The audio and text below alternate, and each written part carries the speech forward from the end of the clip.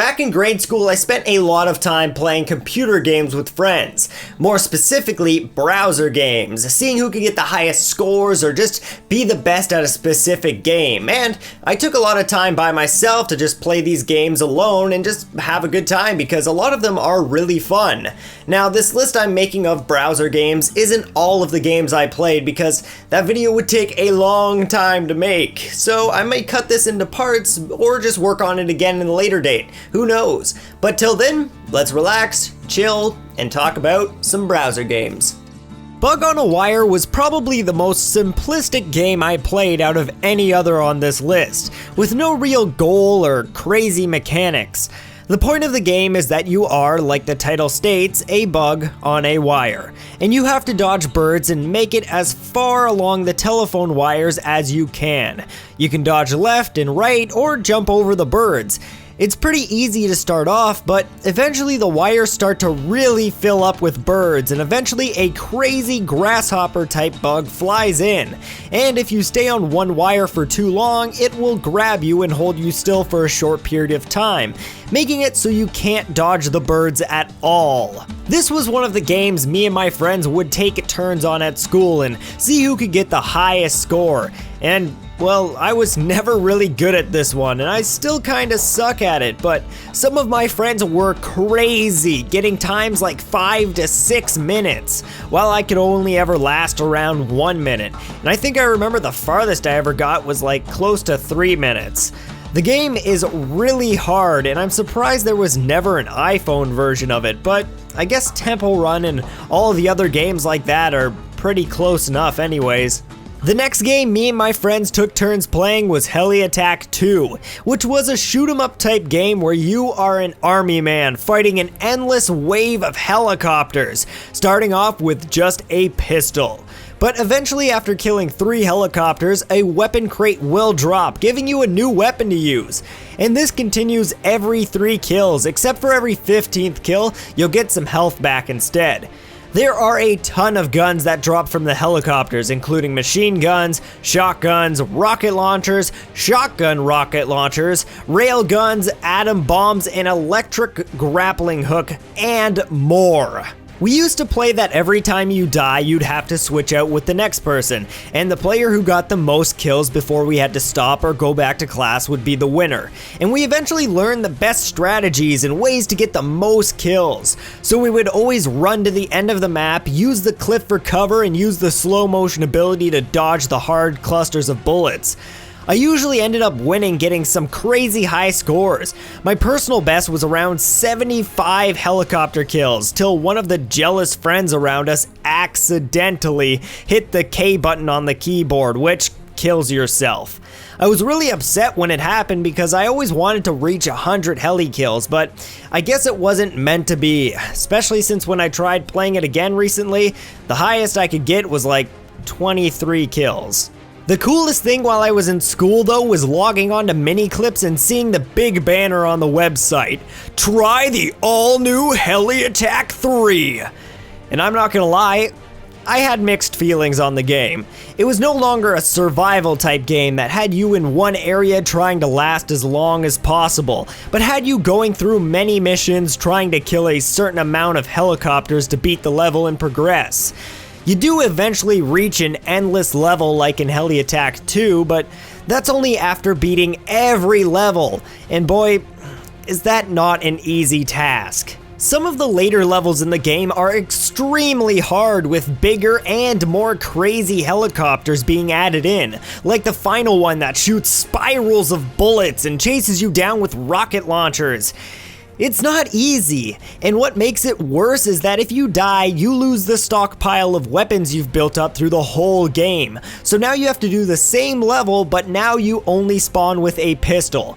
It's crazy hard, and I don't know, I just don't enjoy it as much as I did with Heli Attack 2. But hey, it's still a great game and has some awesome new weapons like the flak cannon, sniper, and laser guns. And you can't ask for much more than laser guns. The next game on my list was another Miniclips classic I played a lot, but never beat till recently when I was getting gameplay footage for this video. The game itself is called Motherload and is actually the inspiration behind some of the most popular games around today, including Terraria and Minecraft. The story of the game is that you are working for a man named Mr. Natas on Mars, and you're digging deep into the dirt trying to get as much minerals to sell and make money as possible, while upgrading your ship to help you dig even deeper. It's crazy how addictive this game gets and just keeps you wanting to explore more and more till you eventually die or make it till the end. And man, did this game have an awesome ending that had you fighting Satan himself. And that is something I never would have guessed when I started playing this game as a kid, and I'm glad I finally got to experience it now. But since I put a ton of time into Terraria, this game doesn't really stand the test of time. But hey, it's a classic that shaped the future of gaming, and that right there is something important. Now, another time sink I often found myself playing around with was Interactive Buddy on addicting games, and this one really isn't too complicated. There's a man on the screen and you can do whatever you want to him. Slap him around, shoot him with missiles, or just tickle him forever, but whatever you choose to do, it makes you money to buy new things to torture him with or just have fun with him with, and you can even buy new outfits for him, like this Napoleon Dynamite skin. It's really just a game for relieving stress, and I always enjoyed playing it after a stressful day at school or when I had a bad day. The last few games actually weren't on mini clips or addicting games. The first one was from a site called Postopia, which is now known as Pebbles Play, and really isn't as cool anymore. The old Postopia site had this huge map that you could explore and a ton of different games to enjoy, including Waffle Boy and that creepy furry thing from the Honeycombs commercials, but my favorite was Nick's Octo-Hockey. The game was literally just air hockey, but you played against a bunch of octopuses, and each time you beat one, you got a key that unlocked a gate. The original version I played had different symbols on each key for each different cereal Post had, but this version doesn't seem to be like that. Eventually, after getting every key, you would be able to enter into Octopus City that had a bunch of cool stuff inside of it. Sadly, I don't remember what was inside it, seeing as it was an extremely long time ago when I played this game, and it is like impossible to beat the last octopus. I don't even remember how I ever beat him as a kid. And on top of that, there doesn't seem to be any videos online showing the ending of this game.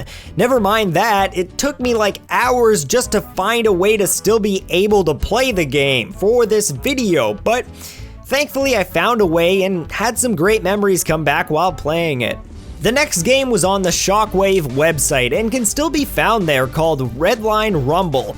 It was a street racing game where you would face off against one other car, swerving through traffic and under semi-trucks.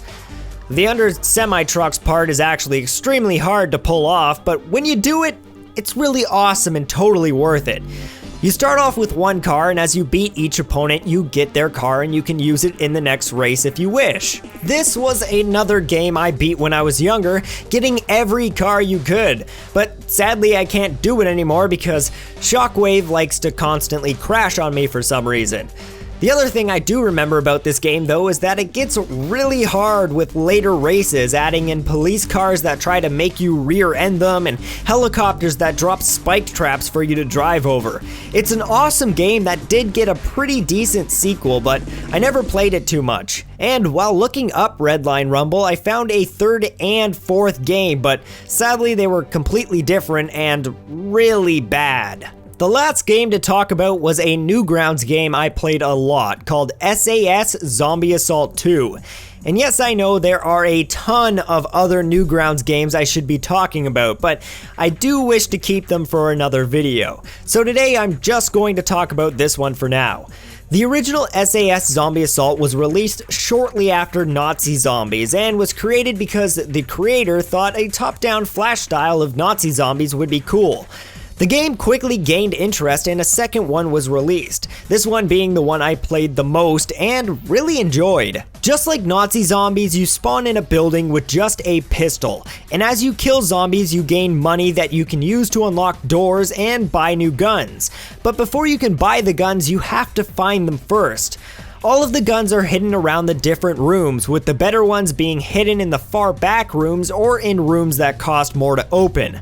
I felt like I found the best strategy was to buy the G3 and head to the workshop, where if you can last long enough you can buy a turret that will protect you while you watch a few small entrances zombies can enter from. The other cool thing is the more you play, the more you unlock, since every time you die, experience still carries over, and you can unlock new things like a mini-map or red dot sites and a ton of other stuff. The game was super fun to put hours into or challenge friends to beat your score. And I just noticed a third one has recently come out on PC and iPhone, so I'm looking forward to trying it in the future. Those are just some of the many browser games I played growing up, and there are plenty more that I just didn't have time to talk about, or well, just don't even remember. And I'd love to hear what you guys played from mini clips, addicting games, Newgrounds, stuff like that. Just post it in the comments below, I would love to see it. And who knows, maybe we'll get a part 2 to this one day. But till then, I'll see you guys in the next video. Hey guys, my channel is supported by my Patreon. If you wish to help support my channel, click the link that's appearing now. I do have to give a quick shout out to some of my awesome Patreons who are Rob Liberty, Andre Drulard, Harry Martin, Ian Selch, Thomas Bethel, and the YouTubers Possum Gamer, Cray Trade, The Game Plank, and After End Media. If it wasn't for you guys, I wouldn't be here right now. Thank you so much.